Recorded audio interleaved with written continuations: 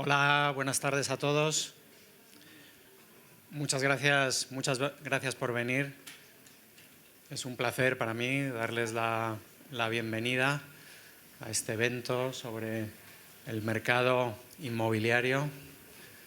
La verdad es que es un tema que siempre suscita un montón de interés. Quien más y quien menos, pues o bien es inversor en el mercado inmobiliario o es dueño de una casa o es inquilino de otra, y a todos es un tema que nos ocupa y nos preocupa. Así que bienvenidos.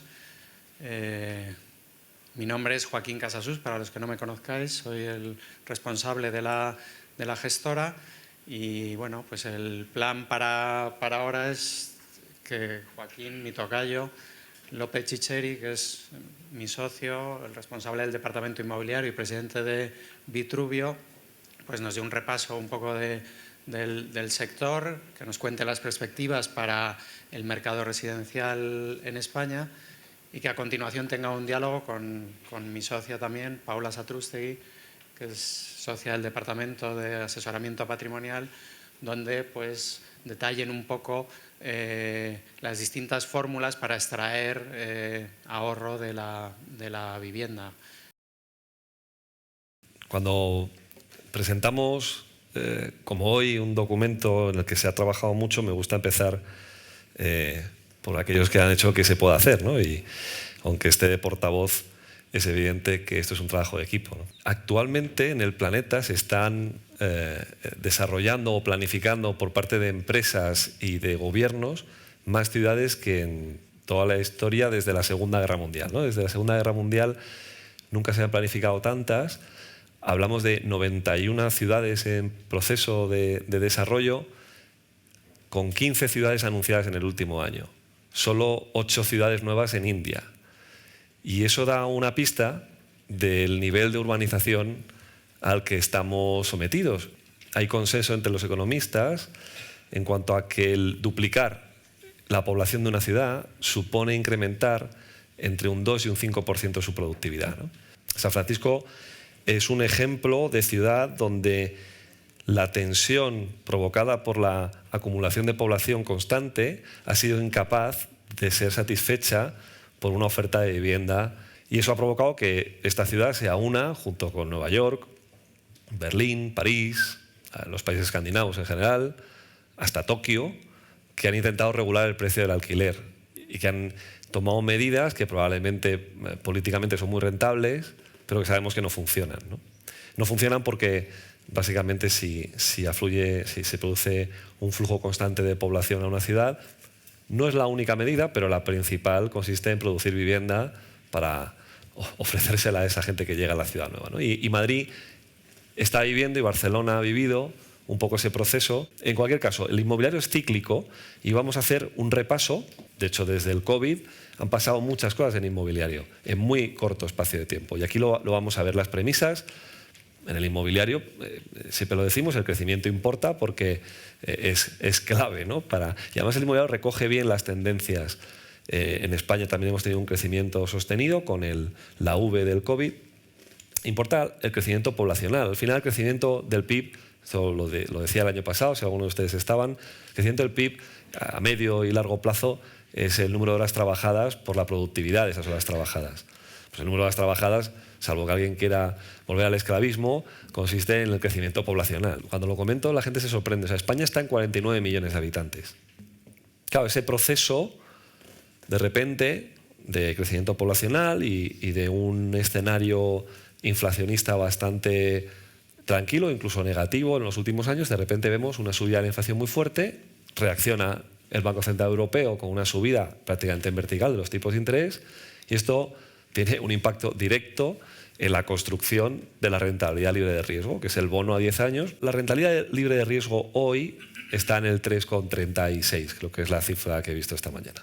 Entonces, esto es importante porque el inmobiliario patrimonialista, especialmente el negocio de alquilar con una rentabilidad, tiene una vinculación directa con esto. Debería siempre de generar una rentabilidad por encima de ese retorno libre de riesgo, ¿no?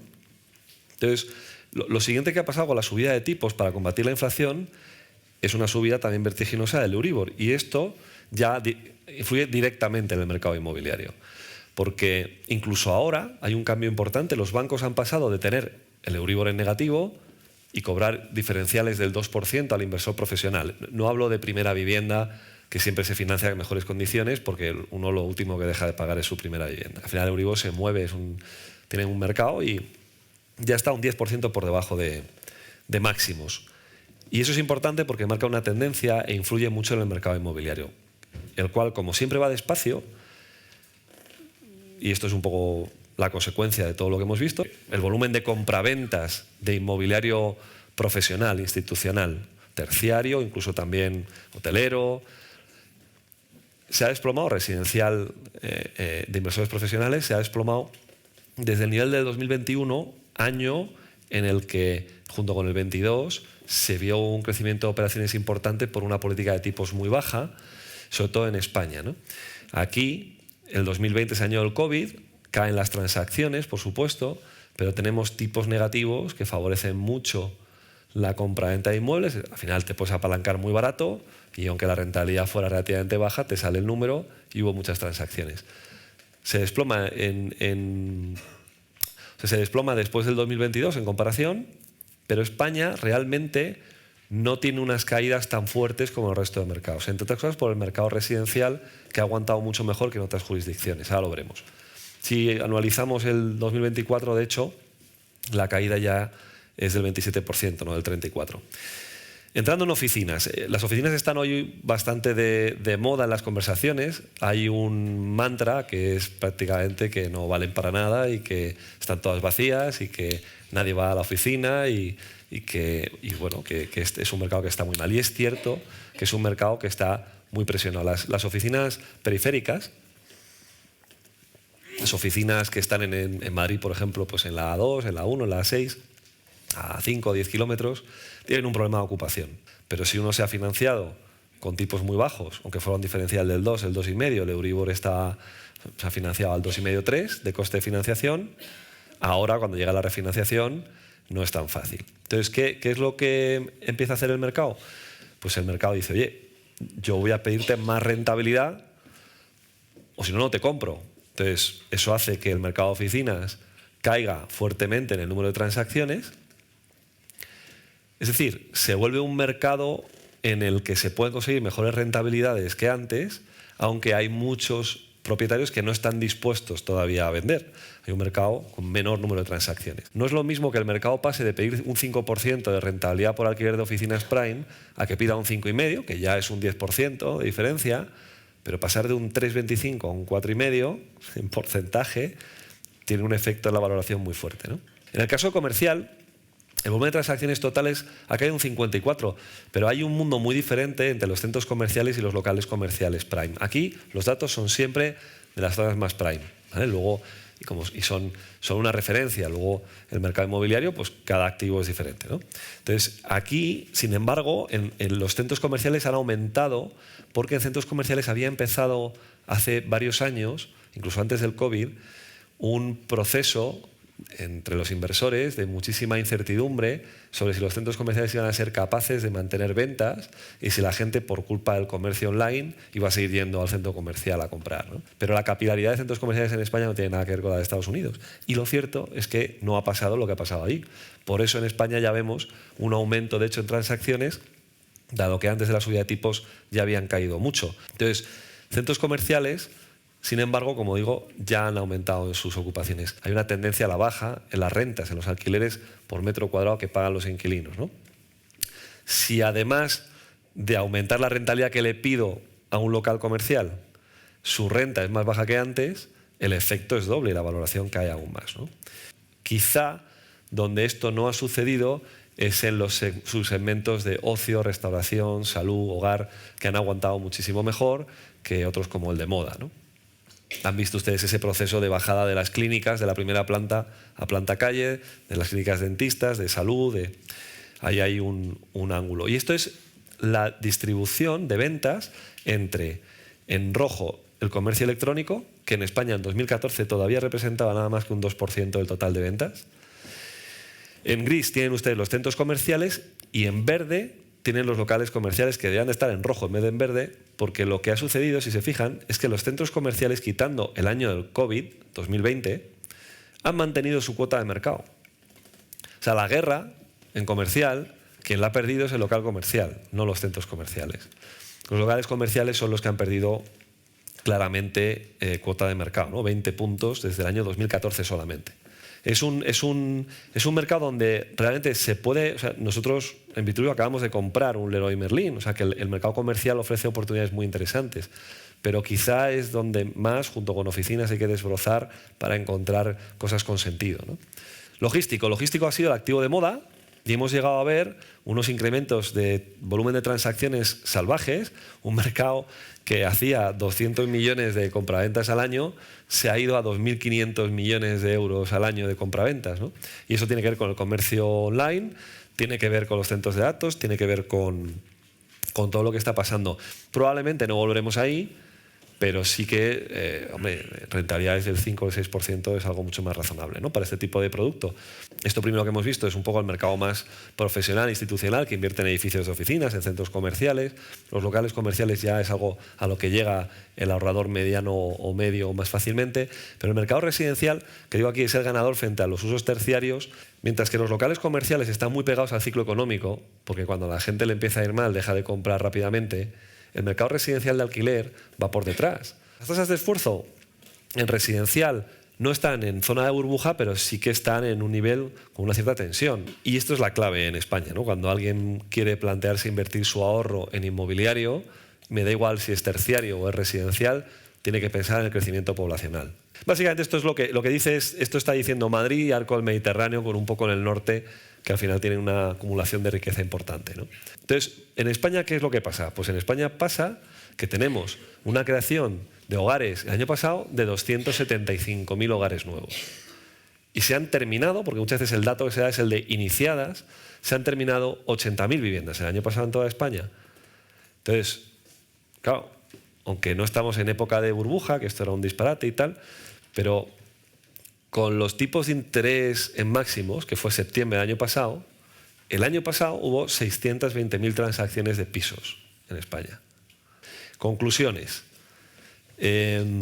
Para hacerlo fácil, el nuevo escenario de tipos devuelve el atractivo a las valoraciones inmobiliarias. Yo creo que, aunque mucha gente está sesgada porque ha visto sus pisos en los que ha invertido o los que tiene, ha visto cómo han subido esos últimos tiempos, lo cierto es que la rentabilidad del inmobiliario entre los años, especialmente 2020 y 2023, era escasa en términos históricos y no era nada atractiva.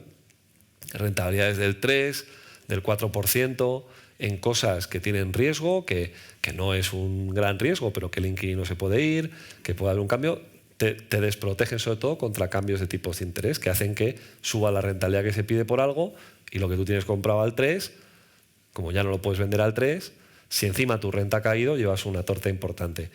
Pero, en conclusión, las premisas son, aunque el crecimiento es bajo, tenemos crecimiento económico, eso da soporte, además, a que la inflación, aunque alta, está yendo a la baja y ha caído ya muchísimo desde máximos, o sea, la inflación empieza...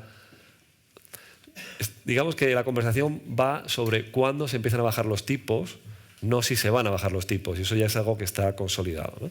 Y eso influye mucho en inmobiliario, porque el Euribor ya empieza a descontar ese escenario de bajada. A nivel terciario, de oficinas, logístico, comercial, lo hemos comentado, centros comerciales realmente es atractivo porque los números son buenos, las rentabilidades son muy atractivas. Es verdad que probablemente la mayoría de nuestros clientes en Avante no se van a comprar un centro comercial, pero es dentro de lo que está pasando en comercial, donde los locales comerciales hay que ser muy selectivo. Las medianas comerciales, o sea, esas naves tipo IKEA, tipo Leroy Merlin, que decía yo antes, unos gimnasios, tienen sentido, ¿no? Los locales comerciales siguen teniéndolo, pero probablemente a otras valoraciones y siendo muy selectivo en las zonas. Logístico empieza a tener otra vez sentido por rentabilidad, o sea, si se fijan, lo que repito una y otra vez es que volvemos a ver unas rentabilidades que tienen sentido. Y el residencial, pese a que no ha experimentado la corrección que ha experimentado el terciario, ha tenido una subida de rentas de tal nivel que ha hecho que incluso la mayor rentabilidad que se le exige no haya supuesto caídas, sino en realidad ha continuado las subidas. ¿Qué hemos hecho? Para ir terminando con esta parte, ¿qué hemos hecho en Vitruvio? Que al final es como nuestra cartera modelo, cómo hemos gestionado este tiempo y cómo estamos, ¿no? Rápidamente. Pues esta es la foto. Esto es lo que hemos hecho en Vitruvio, construir una cartera en la ciudad con más crecimiento poblacional de España, con más dinamismo y con más profundidad del mercado. ¿Significa eso que Vitruvio no puede invertir fuera? Bueno, de hecho, hemos invertido en Bilbao, hemos invertido en Málaga recientemente. Cuando veíamos el escenario que les he dibujado, que yo creo que ya ha quedado claro, que es ese nivel de transacciones que suben, caída del volumen de negociación, de compraventas, y entonces rentabilidades muy bajitas que se disparan y ahora son mayores. Entonces, ¿qué hemos hecho en Vitruvio? Pues no hemos comprado nada en 2020, en 2021 y en 2022, porque nos parecía que estaba caro. Entonces ahora lo que hemos hecho es, bueno, pues vamos a ampliar capital, que lo hemos hecho en máximos de Euribor. Y justo desde ahí ha empezado a caer. Eso nos permite comprar inmuebles con rentabilidades más altas que antes y encima favorecernos al coger ahora un poco más de deuda, que es todo dentro de los niveles de Vitruvio, que el máximo de deuda de Vitruvio por estatutos es un 33%, o sea que nunca va a ser una sociedad que se apalanque mucho, pero probablemente veremos el año que viene cómo continuará este y el que viene la bajada del Euribor y tendremos una doble efecto positivo en las inversiones que estamos haciendo, y es que, al contrario de lo que les he explicado, si de repente la rentabilidad que se pide a las inversiones inmobiliarias es un poco más baja, la valoración de nuestros inmuebles subirá y encima el coste financiero bajará, con lo cual el dividendo mejorará más. Y eso es un poco lo que estamos haciendo en Vitruvio actualmente. Vitruvio es la SOCIMI gestionada por Avante, y como nace en el contexto de una casa de asesoramiento financiero independiente, dijimos, hay clientes que probablemente no les hace mucha gracia tener 4 pisos en alquiler y gestionarlos para que le pague un dividendo, y probablemente invertirían en una sociedad que hace lo mismo y les paga el dividendo y no tiene que ocuparse, y encima es una cartera más diversificada, son 187 millones de euros, no 3 pisos. Y tenemos clientes que tienen una situación de proindiviso en sus inmuebles, normalmente heredados, que quieren ordenar pensando en la siguiente generación y no dejarles un proindiviso cuando ya te metes en primos, en sobrinos. Entonces, si juntamos eso y nos dedicamos a invertir como lo hace un patrimonialista de toda la vida, que es lo que hace Vitruvio, buenas ubicaciones, los usos tradicionales y poca deuda, repartiendo el dividendo todos los años, yo creo que podemos encontrar gente que diga, pues es que esa forma de invertir a mí me encaja. Pongo el edificio familiar, me quedo como accionista, ya no tenemos que volver a discutir sobre qué hacer en el edificio, recibo un dividendo normalmente superior incluso a lo que venía cobrando en rentas, y mis hijos recibirán unas acciones que ya ellos decidirán vender o no. Encima paso más patrimonio porque fiscalmente son operaciones muy eficientes. Yo creo que tiene sentido que brevemente expliques lo que hacemos en asesoramiento patrimonial. Cuéntanos un poco, por resumirlo, para aquellos que no lo sepan, qué es lo que hace tu departamento. Bueno, si tuviese que resumir lo que hacemos en el departamento, diría que ayudamos a los clientes a tomar buenas decisiones de inversión acordes al plan personal y familiar de los clientes, ¿no? Gente que invierte para comprarse su propia vivienda. Hay gente que invierte porque se quiere jubilar y quiere mantener el nivel de vida durante la jubilación, ¿no? El hecho es que cada vez vivimos más, lo cual es buenísimo, pero nos encontramos, ¿no?, con que la parte de liquidez es de la que vamos tirando y que se va haciendo más pequeña, ¿no? Efectivamente, o sea, yo creo que al final tenemos que tener en cuenta que la esperanza de vida, como tú has dicho, cada vez es mayor, pero prácticamente nos jubilamos a la misma edad que cuando se creó el sistema hace más de 100 años. El 80% de los jubilados tienen al menos una casa y el 50% al menos 2, con lo cual, pues como tú decías antes, en el momento en el que ese patrimonio financiero va menguando, pues lo que tenemos que hacer es líquido ese patrimonio inmobiliario. Tenemos las opciones más tradicionales, que es,